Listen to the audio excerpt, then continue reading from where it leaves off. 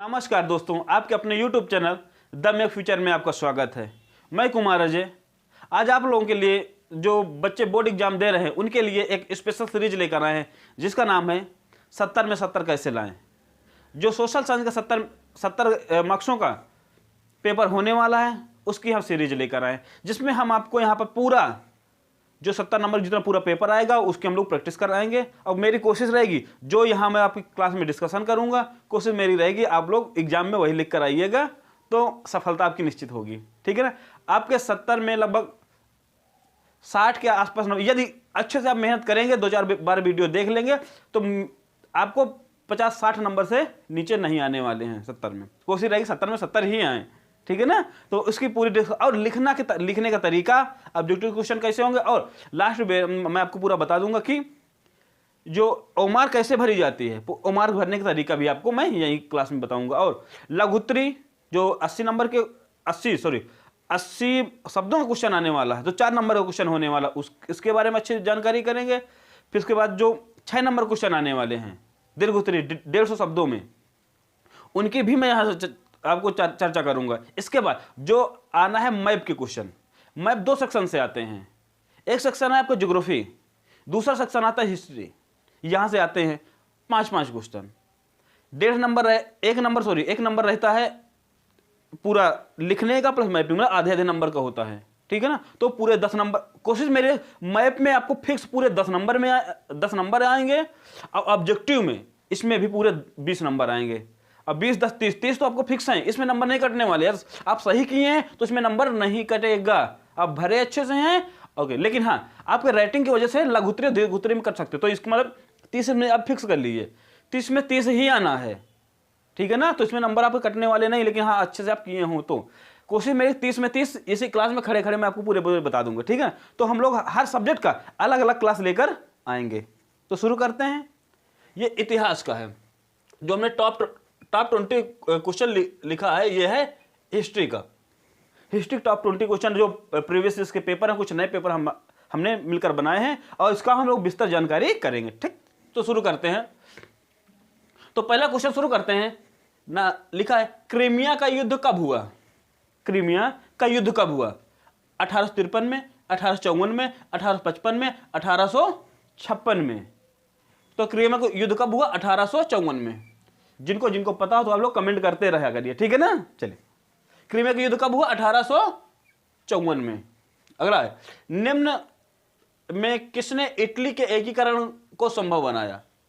जो इटली का जब एकीकरण हुआ तो किन किन लोगों ने इटली के एकीकरण को संभव बनाया है? या कभी क्वेश्चन ये भी आ सकता है कि किन लोगों ने इटली के एकीकरण को संभव बनाया या एकीकरण किया, या इनकी सहभागिता थी, किन किन लोगों की सहभागिता थी, ये भी क्वेश्चन आपको आ सकता है। तो है गैरिबाल्डी, कवूर, मैजनी, या ये सभी। तो कौन है? ये तीनों हैं। ये तीनों मतलब ये सभी हो जाएगा। और लगभग 90% आपके चांस रहते हैं कि जब विकल्प 90% चांस रहते हैं कि जब विकल्प दिया उसमें ऊपर ही सभी या दोनों लिखा हो तो ये समझ लेना कि ऑप्शन यही होगा। 90%। ठीक है, 90% रहते। चलिए, विलियम प्रथम 1861 ईस्वी में कहां का शासक बना? प्रसा, ऑस्ट्रिया, इटली, रूस। आप लोग कमेंट करते रहिए। प्रसा, ऑस्ट्रिया, इटली, रूस। तो कहां बना? ये बने प्रसा का।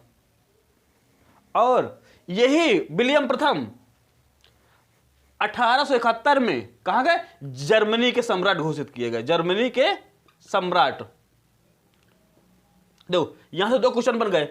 1861 में कहां का शासक बना? प्रसा का। और ये प्रसा जो राजा बना, इसको इटली का सम्राट जर्मनी का सम्राट कब घोषित किया गया? 1871 में। 2 क्वेश्चन तैयार। कभी क्वेश्चन है इटली का सम्राट जर्मनी का सम्राट विलियम प्रथम को कब घोषित किया गया? 1871 में। या 1871 में विलियम प्रथम को कहां का सम्राट घोषित किया गया? तो जर्मनी का। ठीक है। तो ये हो जाएगा। अगला है, वियना की संधि के बाद लोम्बार्डी एवं वेनेसिया पर किसका अधिकार हो गया? इटली, डेनमार्क, ऑस्ट्रिया या फ्रांस का? तो किसका हुआ? ऑस्ट्रिया का हुआ। और वियना की संधि कब हुई? क्वेश्चन आता है। वियना की संधि हुई 1815 में। ठीक है। और यही नहीं, ये तो संधि हुई 1875 में, सॉरी 1815 में। ओ कौन सा वो युद्ध हुआ? वाटरलू का, वाटरलू का युद्ध हुआ। कौन सा? वाटरलू का। जब इससे क्या होता है, हार कौन जाता है? वाटरलू के युद्ध में जो नेपोलियन होता है, नेपोलियन हार जाता है तभी। अब वियना की संधि का भी क्वेश्चन पूछ ले तो 1815 आप लोग लगाएंगे। इससे संबंधित कौन है? ये तो थे ही लिबर्टी। और इसके बाद ये क्वेश्चन आपको दिया हो कि नेपोलियन, तो आप नेपोलियन को टिक कर सकते हैं। ठीक है, तो किसका अधिकार हो गया? ऑस्ट्रिया का। इटली के प्रदेश नेपल्स एवं सिसिली पर किसका अधिकार हो गया? मैं यह कह सकते हैं, कभी क्वेश्चन ये भी आ सकता है कि इटली के प्रदेश नेपल्स और सिसिली पर किस वंश का अधिकार हो गया? तो किस वंश का है? देख लीजिए, मैकार्डी, बुर्बो, हैप्सबर्ग या इनमें से कोई नहीं। तो कौन है? बुर्बो राजवंश का। अगला, महात्मा गांधी जी का पहला सत्याग्रह कहां हुआ? महात्मा गांधी का पहला सत्याग्रह कहां हुआ? तो कहां हुआ? यह हुआ चंपारण। चंपारण में कब हुआ? 1917। तो किसने चंपारण महात्मा गांधी को बुलाया? कभी क्वेश्चन आ सकता है, किसने महात्मा गांधी को चंपारण सत्याग्रह के लिए आमंत्रित किया? तो कौन थे? आप लोग इसका कमेंट में आंसर जरूर करिए। किसने बुलाया था? मैंने आपको एक क्लास में मैंने बताई थी आपको बात। ठीक है, तो किसने? चलिए, तो कौन थे? चलिए मैं ही बता देता हूं। राजकुमार शुक्ल। कौन है? राजकुमार शुक्ल। राजकुमार शुक्ल ने गांधी जी को चंपारण बुलाया था। लेकिन कहां से बुलाया था? जब लखनऊ अधिवेशन 1916 में हुआ तो लखनऊ अधिवेशन में राजकुमार शुक्ल आए थे, तो पूरी जानकारी बिहार के बारे में दी कि भैया यहाँ पर बड़ी समस्याएं हैं किसानों को लेकर। तो महात्मा गांधी को उन्होंने आमंत्रण दिया, तो फिर महात्मा गांधी गए। तो उनका पहला सत्याग्रह था कौन? 1917 का चंपारण। दूसरा अहमदाबाद में, तीसरा खेड़ा। ठीक है ना? दूसरा अहमदाबाद, तीसरा खेड़ा। ये 17 में हुआ, ये 18 में दोनों हुए। 18 में ये फरवरी में हुआ, ये मार्च में हुआ। चलिए, अब बारदोली से कौन जुड़े थे? क्या कह सकते हैं, बारदोली से वल्लभ भाई पटेल। वल्लभ भाई पटेल। और बारदोली सत्याग्रह में सरदार की महिलाओं ने सरदार की उपाधि किसको दी? वल्लभ भाई पटेल को दी। ठीक है ना? चलिए, रॉलेट एक्ट किस वर्ष पारित किया गया? तो किस वर्ष? 1919 में। ठीक है। और 1922 में कौन सी घटना हुई थी? चौरी चौरा। 1942 में भारत छोड़ो आंदोलन। ये याद रखिए आप लोग। ठीक है ना? एक क्वेश्चन, तीन चार क्वेश्चन हो सकते हैं। ठीक है, तो 1919 में रॉलेट एक्ट। और रॉलेट एक्ट के विरोध कर रहे थे, तो यही 1919 में ही जलियांवाला बाग हत्याकांड हुआ था। जलियांवाला बाग हत्याकांड कब हुआ? 1919 में। किस एक्ट का विरोध कर रहे थे? रॉलेट एक्ट का। तो याद रखिए कि जलियांवाला बाग हत्याकांड कब हुआ? 1919 में, 13 अप्रैल 1919 को। ठीक है। और रॉलेट एक्ट किस चीज का विरोध कर रहे थे? रॉलेट एक्ट का। शांतिपूर्ण प्रदर्शन कर रहे थे, तो जनरल ओडायर ने गोली चलवा दी। चलिए, तो दोनों क्वेश्चन, और यहां से जलियांवाला भी बाग बन जाएगा, रॉलेट एक्ट भी बन जाएगा, दोनों क्वेश्चन हो जाएंगे। चलिए, गांधी जी ने नमक सत्याग्रह कहां से प्रारंभ किया? कहां से प्रारंभ किया? दो 12 अप्रैल कब? 12 मार्च 1930 से उन्होंने शुरू के अलावा 240 मील यात्रा की है। और 6 अप्रैल को इन्होंने अपनी दांडी मार्च किया शुरू, मतलब खत्म किया। कहां पर? दांडी में खत्म किया। और पूछा कहां से प्रारंभ की? तो कहां से प्रारंभ की? साबरमती से। क्वेश्चन पूछा जाए कहां से प्रारंभ किया, तो साबरमती आएगा। ठीक है ना? और कहां पर शुरू किया, मतलब नमक तोड़ा कहां पर? दांडी नामक स्थान पर। तो आंसर क्या होगा? ये साबरमती होगा। जहां नमक कहां तोड़ा गया, नमक कानून कहां तोड़ा गया, यदि ये आएगा तो आप लोग लगाएंगे दांडी। चंपारण तो पता है आपको, किसान आंदोलन था। खेड़ा आपको पता है, ये भी मजदूरों को या किसानों को लेकर ही था। चलिए, आपके 8 क्वेश्चन हो चुके हैं। इधर चलिए, कांग्रेस ने पूर्ण स्वराज का लक्ष्य कब घोषित किया? कांग्रेस ने पूर्ण स्वराज का लक्ष्य कब घोषित किया? एक घोषित किया 1929 ईस्वी में। ठीक है ना? 1929 ईस्वी में। फिर 1930 ईस्वी में पहला 26 जनवरी को स्वतंत्रता दिवस या पूर्ण स्वराज घोषित करने की संकल्पना की जाती है। टाइम दिया गया कि आपको 1930 तक आपको टाइम दिया जा रहा, 26 जनवरी की अंग्रेज कुछ करे, लेकिन उन्होंने कुछ नहीं किया। तब 26 जनवरी 1930 से स्वतंत्रता दिवस मनाने जाने लगा। कब? 26 जनवरी को स्वतंत्रता दिवस मनाया जाता था। कब तक? जब तक देश आजाद नहीं हुआ, 1947 तक।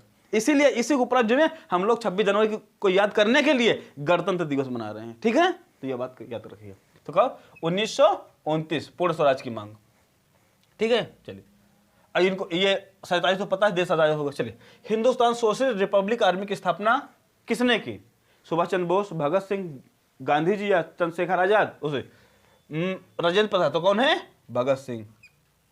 हिंदुस्तान HSR बोलते हैं। ठीक है, हिंदुस्तान सोशलिस्ट रिपब्लिक किसने की? भगत सिंह ने की। चलिए अगला है, कांग्रेस का लखनऊ अधिवेशन कब हुआ? देखिए अभी बताया ना चंपारण से आपको जोड़कर, तो लखनऊ का अधिवेशन कब हुआ?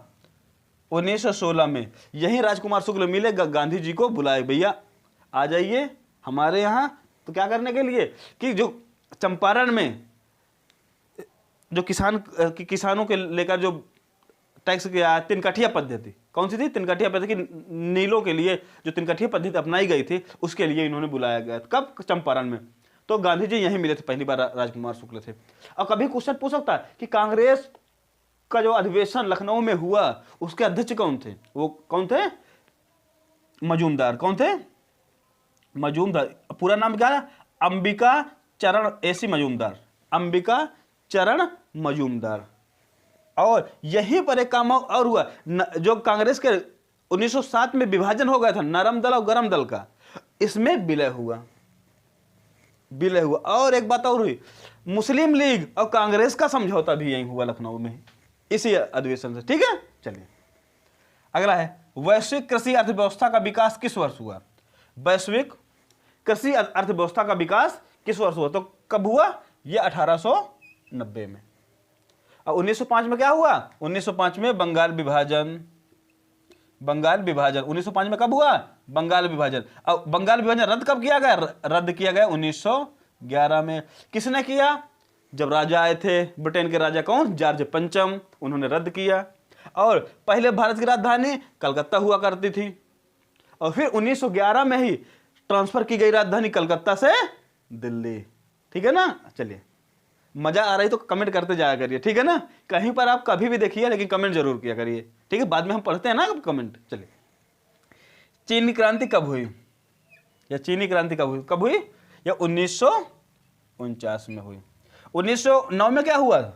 इसमें आया था मार्ले मिंटो सुधार। कौन आया था? मार्ले मिंटो सुधार। इसमें मुस्लिमों के लिए पृथक निर्वाचन की व्यवस्था की गई थी। मार्ले मिंटो सुधार 1909 में आया था। और 1935 भारत शासन अधिनियम 1935 लाया गया था।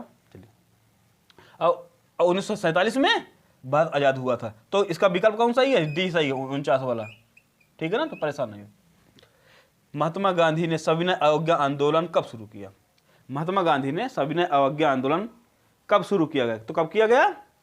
1931 में। 1931 में सविनय अवज्ञा आंदोलन शुरू किया गया। सविनय अवज्ञा आंदोलन कब शुरू किया? 1931 में। ठीक, चलिए अब ठीक, सॉरी गलती हो गई, 30 नहीं था, गलती हो गई। क्या थी?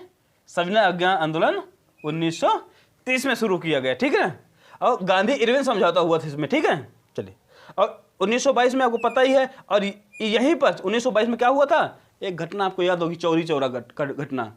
चौरी चौरा, कभी क्वेश्चन पूछ सकता है कि चौरी चौरा घटना कब हुई? तो चौरी चौरा घटना 5 फरवरी 1922। 5 फरवरी 1922 को चौरी चौरा घटना हुई थी। कहां पर हुई? गोरखपुर में। चलिए, अब आते हैं 15 पर। 15 नंबर क्वेश्चन देखते हैं। ठीक, चलिए, महात्मा गांधी सविनय अवज्ञा आंदोलन कब शुरू किया गया? 1930 में। किस नाम से था? वही 12 मार्च दांडी मार्च जो यात्रा थी ना, वही थी। दांडी मार्च वाली यात्रा जो थी 12 मार्च से शुरू की गई थी ना, तो वही 1930।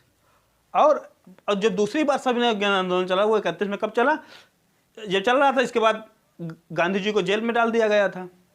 इसके बाद जब गांधी इरविन समझौता हुआ ना, तब गांधी जी को बाहर निकाल दिया गया था। इसके बाद दोबारा सविनय आंदोलन चला है 1931 में। ठीक है ना? जब दोबारा की बात आए तब 31 लगाएंगे, नहीं तो 30 लगा देंगे 12 में। चलिए, यही नमक सत्याग्रह, उसे बोलते सविनय अवज्ञा आंदोलन। चलिए, भारत में प्रथम जूट मिल कहाँ स्थापित की गई?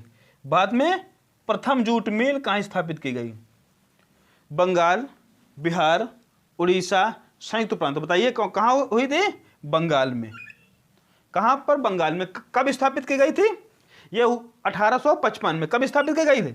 1855। आपको डेट भी याद रखने तो ज़्यादा सही रहे, क्योंकि अब 2 क्वेश्चन बन गए। मान लीजिए वो दे दिया कि बंगाल में प्रथम जूट मिल की स्थापना की गई, वो किस सन में की गई, तो क्वेश्चन ये भी कर सकता है। तो कब की गई? 1855 में। और जगह कौन थी? बंगाल में एक जगह है हुगली, कलकत्ता के पास कौन जगह है? हुगली। कलकत्ता के पास जगह है हुगली, वहीं पर की गई स्थापना। ठीक है, चलिए अगला क्वेश्चन है, औद्योगिक क्रांति किस देश से प्रारंभ हुई? औद्योगिक क्रांति किस देश से प्रारंभ हुई? इसको बोलते हैं Indian industrial revolution. Industrial revolution किस देश से प्रारंभ हुई? तो कौन है? अमेरिका, इंग्लैंड, फ्रांस या पुर्तगाल? तो कौन है? इंग्लैंड से। कब की गई? ये 1780 से 1856 तक। 1780 से 1856 के बीच में ये औद्योगिक क्रांति चलती है। तो सबसे पहले कहाँ की गई? 1780 में। कहाँ पर? इंग्लैंड में। ठीक। स्पिनिंग जेनी का विरोध किसने किया? चलिए ये तो विरोध की बात आ गई, लेकिन कभी क्वेश्चन पूछ सकता है कि स्पिनिंग, ठीक है ना, स्पिनिंग जेनी क्या है? दरअसल क्या है स्पिनिंग जेनी? क्या है? ये सूत काटने की मशीन है। जो स्पिनिंग जेनी क्या है? यह है सूत काटने की मशीन। सूत काटने की क्या है? मशीन। इसका विरोध किसने किया? ग्रामीण मजदूरों ने, कृषकों ने, महिलाओं ने, या सभी ने? मैं आपको बोल कि लगभग 90% चांस होते हैं सही करने के, लेकिन ये 10% में है, याद रखना, ये सभी नहीं होगा। तो आपको कंफ्यूज करने के लिए ये इसलिए मैंने आपको ऑप्शन सभी दिया था। ठीक है, तो मैक्सिमम 90% में चांस होते हैं, लेकिन 10% में एक क्वेश्चन है। चलिए, तो किसने? ग्रामीण मजदूरों ने, कृषकों ने, महिलाओं ने। किसने विरोध किया? ये जो महिला श्रमिक थी, महिला श्रमिकों ने जो स्पिनिंग जेनी का विरोध किया। स्पिनिंग जेनी क्या है? ये सूत काटने की मशीन है। क्यों किया था? क्योंकि अब मशीन है सूत काटने की, तो जो महिलाओं को रोजगार मिल रहा था वो महिलाएं बेरोजगार हो जाती, इसलिए इन्होंने इसका विरोध किया, मशीन का। चलिए अगला क्वेश्चन है, भारत का मैनचेस्टर किसे कहा जाता है? भारत का मैनचेस्टर अहमदाबाद, कानपुर, बंबई या सूरत? तो किसको कहा जाता है? अहमदाबाद को। मैनचेस्टर क्या है? दरअसल क्या है, ब्रिटेन में एक जगह है मैनचेस्टर, वहाँ पर सूती मिलें बहुत ज़्यादा हैं। मैनचेस्टर में क्या है? कपड़ा उद्योग ज़्यादा होता है, सूती मिलें। तो भारत में अहमदाबाद में वैसी परिस्थितियाँ हैं, अहमदाबाद में सूती मिलें बहुत ज़्यादा हैं, इसलिए उसको क्या माना जाता है? भारत का मैनचेस्टर। अब कभी आ जाए उत्तर भारत का मैनचेस्टर किसे कहते हैं? तो उत्तर भारत का मैनचेस्टर कहते हैं कानपुर को। उत्तर भारत का मैनचेस्टर किसको बोलते हैं? कानपुर को। दक्षिण भारत का चेन्नई या कोयम्बटूर, ठीक है ना, चेन्नई को बोलते हैं संभवतः, ठीक है ना। तो आप लोग याद कर लीजिए। और दक्षिण भारत आपको केवल 2 याद करिए, भारत का मैनचेस्टर अहमदाबाद, और उत्तर भारत, क्योंकि हम लोग उत्तर भारत में रहते हैं। अब बोर्ड यूपी है तो इसका मतलब यूपी बोर्ड वाला जरूर पूछेगा, तो ये पूछ सकता है, तो ठीक है ना। तो उत्तर भारत का मैनचेस्टर कानपुर, क्योंकि कानपुर में बहुत सूती मिलें हैं, इसलिए कानपुर में कपड़ा आपको सस्ता मिलता है, ठीक है ना। चलिए अगला है 19वां नंबर, स्वराज पार्टी का गठन किसने किया? स्वराज पार्टी का गठन किसने किया? तो कौन? जवाहरलाल नेहरू, मोतीलाल नेहरू, महात्मा गांधी या राजेंद्र प्रसाद? तो किसने किए थे? तो मोतीलाल नेहरू। कौन थे? दरअसल 2 व्यक्ति थे। कब की गई थी? 1923 में। 1923 में, जब असहयोग आंदोलन जो था, असहयोग आंदोलन 1920 में शुरू किया गया था ना। जब 1922 में चौरी चौरा घटना के बाद आंदोलन क्या किया? असहयोग आंदोलन वापस ले लिया गया था। असहयोग आंदोलन क्या किया था? वापस ले लिया गया। इसके विरोध में सीआर दास और मोतीलाल नेहरू, चित्तरंजन दास और मोतीलाल नेहरू ने 1923 में क्या किया था? स्वराज पार्टी का गठन किया था। और सीआर दास इसके अध्यक्ष थे। सीआर दास क्या थे? इसके अध्यक्ष। और मोतीलाल नेहरू क्या बनाए गए थे? सचिव थे, ठीक है। चलिए अब 20वां क्वेश्चन और लास्ट क्वेश्चन। चलिए, लिखा वंदे मातरम के रचयिता कौन है? वंदे मातरम के क्या है? रचयिता कौन है? वंदे मातरम के रचयिता कौन है? तो रविन्द्रनाथ टैगोर, बंकिम चंद्र चटर्जी, सोहनलाल और रामधारी सिंह दिनकर। तो कौन है? बंकिम चंद्र चटर्जी, ठीक है। चलिए अब 20वां क्वेश्चन हो गया ना, कौन है? बंकिम चंद्र चटर्जी। आप लोग लगा लीजिएगा, वंदे मातरम के रचयिता कौन है? बंकिम चंद्र चटर्जी या बंकिम चंद्र चट्टोपाध्याय, ठीक है। बंकिम चटर्जी या क्या चट्टोपाध्याय भी बोलते हैं, ठीक। चलिए, तो ये थे आपके इतिहास के टॉप 20 क्वेश्चन। और जो मैंने इस डिस्क्रिप्शन बताया और कुछ चीज़ें आप लोग एक दो बार इसको देख लीजिएगा, ज़्यादा नोट्स बनाने की जरूरत नहीं रहेगी, क्योंकि एग्जाम है, प्रेशर ज़्यादा है, तो आपको नोट्स बनाने की कोई ज़रूरत नहीं रहेगी। हाँ, ये एक दो बार आप लोग क्या करिए, देख लीजिएगा जरूर। और अगले दिन कल कोशिश मेरी रहेगी कि पर डे आपको 20 क्वेश्चन कराता रहूंगा। इसके बाद लघुत्तरी दीर्घोत्तरी भी धीरे धीरे करके हम लोग कराते रहेंगे, ठीक है। जो मैप वाला सेक्शन रहेगा कोशिश करेंगे हम लोग लाइव क्लास ले लिया करेंगे, ठीक है ना। तो लाइव क्लास 10 मिनट 20 मिनट जब टाइम मिलेगा आप कमेंट करते रहिएगा, आपको टाइमिंग बता दीजिएगा हमको सब लोग कि सर इतनी टाइम हमको फुर्सत रहेंगे तो हम लोग लाइव क्लास ले लेंगे। सब ये भी हम लाइव ले सकते हैं, कोई दिक्कत नहीं है, ठीक है ना। तो लाइव ले लिया करेंगे तो जल्दी आपको, और जो समस्या होगी आपने क्वेश्चन पूछ लेना तो हम लोग जवाब भी आपको दे देंगे, ठीक है। तो इस मुहिम को आप लोग ज़्यादा से ज़्यादा लोगों तक शेयर करिए, जिससे यूपी बोर्ड के सभी बच्चों को सोशल साइंस में कोई समस्या, किसी समस्या का समाधान न करना पड़े, और उनके भी सोशल साइंस में जो लोग पिछड़े रहते हैं उनके नंबर अच्छे आएँ। तो मिलते हैं किसी नेक्स्ट वीडियो में। नमस्कार, धन्यवाद।